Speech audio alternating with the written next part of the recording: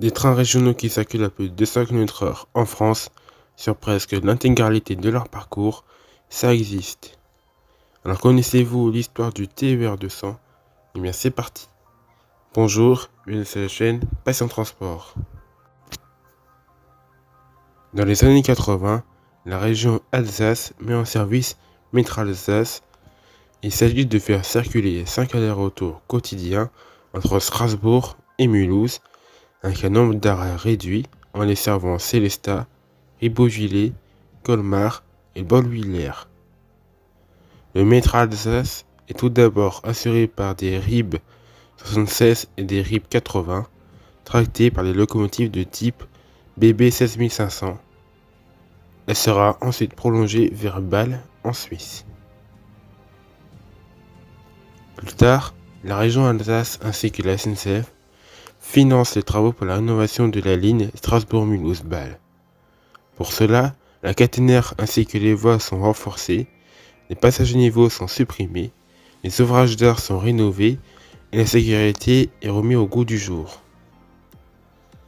En plus, le tracé de la ligne est très rectiligne, ce qui permet d'atteindre des vitesses folles. La ligne a été également parcourue par une rame prototype, le TGV 001, puis de Patrick et Sophie, les deux rames de pré-série du TGV Sud-Est. Le 26 septembre 1991, la première circulation du TER 200 est ouverte au public. Pour la composition du train, il s'agit de voitures corail et de BB 26000 qui permettent de remplacer les anciennes rames RIB du métro Alsace limitées à seulement 120 km/h. La vitesse de 200 km/h peut être atteinte sur 123 km alors que la ligne mesure 142 km entre Strasbourg et Bâle. Le succès commercial du TER 200 est immédiat grâce au gain de temps et aussi au confort des voitures corail. Même si pour l'instant, au tout début de son service, il n'y a eu que 6 allers-retours proposés, dont 4 jusqu'à Bâle, du lundi au dimanche. En 1994, quelques TER 200 atteignent Nancy ainsi que Metz. La fréquence de passage des trains est également renforcée, passant de 6 à 12 allers-retours, puis de 16 allers-retours par jour à partir de 1998.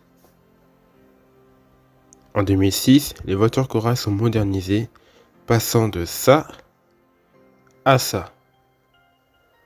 En 2008, les trains accueillent des voitures réversibles pour éviter de faire des manœuvres en gare. En 2016, les TER 200 ne desservent plus Nancy et Metz. Ah oui, j'ai oublié de préciser, la ligne Strasbourg-Mulhouse-Bâle voit passer des TER 200, jusque là vous avez compris, et également des TER classiques qui s'arrêtent à toutes les gares de la ligne.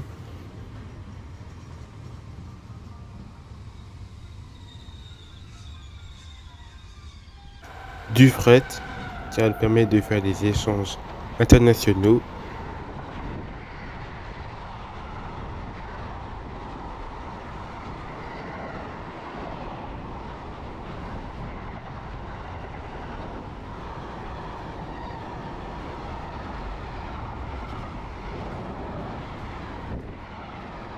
Et des TGV qui viennent de Paris ou encore du sud de la France, voire même les pays étrangers.